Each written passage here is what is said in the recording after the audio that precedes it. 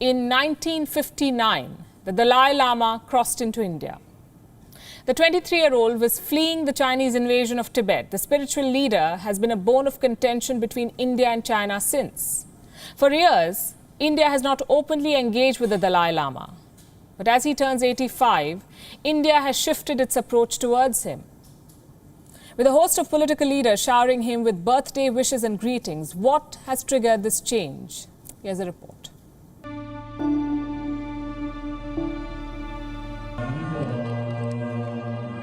He is the spiritual leader of Tibet.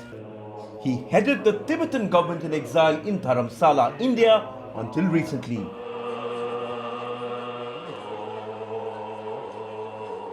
He has lived in India for over 60 years now. But China calls him a wolf in monk's clothes.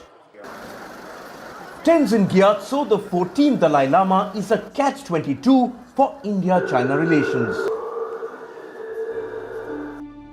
India's approach towards him has always been a marker for its changing relations with Beijing.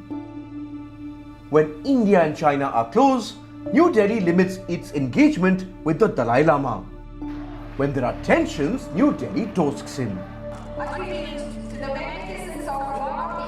Today is one such day, the 85th birthday of the Dalai Lama. The who's who of India wished the Dalai Lama on his birthday. R.K. Mathur, the Lieutenant Governor of Ladakh, tweeted praying for his good health. Pema Khandu, the Chief Minister of Arunachal Pradesh, wished him happiness and a long life. Union Sports Minister Kiran Rijiju offered his reverence and prayers. Rijiju's tweet was also a reflection of the Indian Prime Minister's message in Ladakh.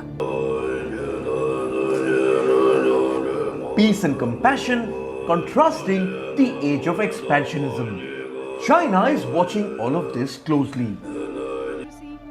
In 2014, when Prime Minister Narendra Modi first took office, he invited the head of the Tibetan government in exile, Lobsang Sangye, to his swearing-in ceremony. In 2019, no such invitation was extended. In 2016, then President Pranab Mukherjee felicitated the Dalai Lama. In 2018, New Delhi denied permission for Thank You India events that were to mark 60 years of the Dalai Lama's arrival in India. New Delhi did not allow them. Top government officials were told to distance themselves from the occasion.